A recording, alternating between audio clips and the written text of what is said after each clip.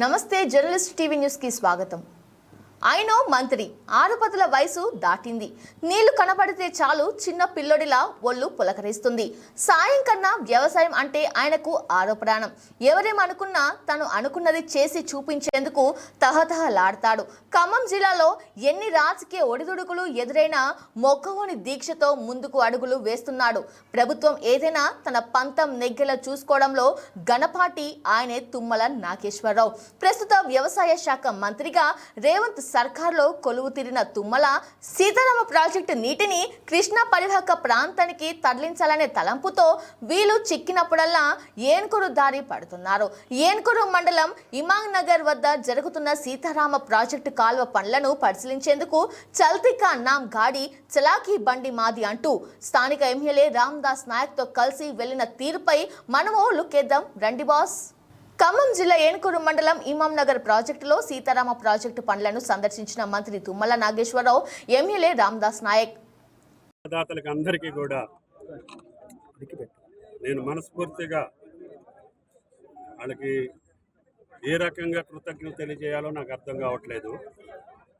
ప్రభుత్వం మీద, ముఖ్యమంత్రి గారి మీద, ఎమ్మెల్యే గారి మీద ప్రభుత్వం మీద నమ్మకం ఉంచి పైసలు ఇవ్వకపోయినా, ఎంత ఇస్తారో తెలియకపోయినా, ఎంత ఇస్తారో వాళ్ళకి అవగాహన లేకపోయినా కాలువ దవ్వండి, ముఖ్యమంత్రి గారి మాట నిలపండి, మాకు పంటలు ఉన్నాయి, కరివేపాకు 30 సంవత్సరాలు పండే పంట ఉంది, పామాయిల్ పంటలు ఉన్నాయి, ఇది రోడ్డు సైడే ఉంది మాకు ఈ భూములన్నీ, కాబట్టి మీరు దయచేసి ముఖ్యమంత్రి గారితో మాట్లాడి మేము బాధపడకుండా మాకు కంపెన్సేషన్ ఇవ్వండి, మేము ఇంతకంటే మిమ్మల్ని ఏం అడగం, కవులు తీసుకున్నాం, కొంతమంది పత్తి పెట్టుకున్నాం, దానికి ఖర్చు అయింది, కరివేపాకు వేసుకున్నాం, ఇంకొక 10 ఏళ్ళు పంట పండుద్ది, ఆ డబ్బులు ఏంటి చెప్పండి, మొక్కజొన్న వేసాం 10 రోజులలో పొట్టలు వస్తాయి, ఆ కంకులు ఇరుచుకునేది పోతుంది అంటే వీటినన్నిటినీ ఏ రకంగా పరిష్కారం చేయాలో ప్రభుత్వం ముఖ్యమంత్రి గారితో మాట్లాడి ఆ నష్టపరిహారం కూడా రేపు అగ్రికల్చర్ డిపార్ట్మెంట్ని పంపించి కరివేపాకు ఎంత ఇస్తే మంచిది, మొక్కజొన్నకి ఎంత ఇస్తే మంచిది, మొన్న పత్తి నాటుకున్నటువంటి మొక్కలకి ఖర్చు ఎంత ఇస్తే ఆయన రైతుకి ఇబ్బంది లేకుండా పోతుంది, కౌలు రైతుకి, ఇవన్నీ మాట్లాడి ఆ పైసలతో సహా రేపు పెరిగేటటువంటి భూ ధరలను దృష్టిలో పెట్టుకొని, రిజిస్ట్రేషన్ వాల్యూని దృష్టిలో పెట్టుకొని ఎమ్మెల్యే గారు నేను వెళ్ళి ముఖ్యమంత్రి గారిని ఈ రైతులకు ఇబ్బంది లేకుండా వీళ్ళ ఒక్క 100 ఎకరాల కోసం 1,00,000 ఎకరాలు పండిస్తున్నారు. వీళ్ళు ఈ సంవత్సరమే పంట కాలానికి నీళ్ళు ఇచ్చేదానికి మీరు మాటకి విలువ ఉంచి, మీ మీద నమ్మకం ఉంచి 100 ఎకరాలు కోల్పోతున్నారు. అందరూ గిరిజనులు, కష్టపడేవాళ్ళు, ఎకరం 2 ఎకరాలు ఉన్న రైతులు ఎక్కువ మంది ఉన్నారు.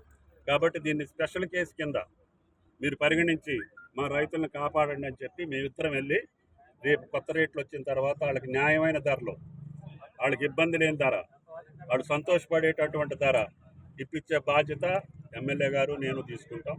తప్పకుండా ముఖ్యమంత్రి గారితో ఒత్తిడి చేసి ఇబ్బంది పెట్టి ఎంత కష్టమైనా సరే ఈ ఇమాం నగర్ కానీ, వినోబా నగర్ కానీ, ఏనుకూరు కానీ, రేపల్లెవాడ కానీ అందరు రైతులకి పేరు పేరున వీలైతే ఎమ్మటే ముఖ్యమంత్రి గారు ఉన్నటువంటి వేదిక మీదనే ఈ 100 మంది రైతులు ఉంటారా, 50 మంది ఉంటారా, వాళ్ళకి ఆయన ద్వారాగానే చెక్కులు ఇప్పించి శభాష్ అనిపించుకునేటటువంటి ప్రభుత్వం రేవంత్ రెడ్డి గారి ప్రభుత్వం. కాబట్టి ప్రభుత్వం మీద, మా మీద నమ్మకం ఉంచిన రైతులకి అందరికీ కూడా హృదయపూర్వకమైనటువంటి ధన్యవాదాలు తెలియజేస్తున్నా. వాళ్ళ రుణం ఇంకే రూపంలో తీర్చుకోగలిగిన, వాళ్ళ పిల్లలకి ఏదన్నా అవకాశాలు ఉంటే వాళ్ళను కూడా ఏదో రకంగా ప్రభుత్వ పరంగా ఎక్కడ అవకాశం ఉంటే అక్కడ వాళ్ళకు కూడా జీవనోపాధి కలిగించేటట్టుగా, వాళ్ళ పిల్లలు కూడా ఆనందంగా ఉండేటట్టుగా మా ప్రయత్నం ఉంటుంది అని చెప్పి రైతు లోకానికి అందరికీ కూడా హృదయపూర్వక నమస్కారాలు తెలియజేస్తూ, ఇవాటి నుంచి అధికారులు ఎన్ని మిషన్లు ఉంటే అన్ని మిషన్లు, ఈ 4 కిలోమీటర్ల 2.5 కిలోమీటర్లు రేపు ఈ వారంలో కంప్లీట్ కావాలి. రేపు మళ్ళీ వస్తున్నా, ఈ ఎన్ని మిషన్లు ఉన్నాయి ఇప్పుడు మొత్తం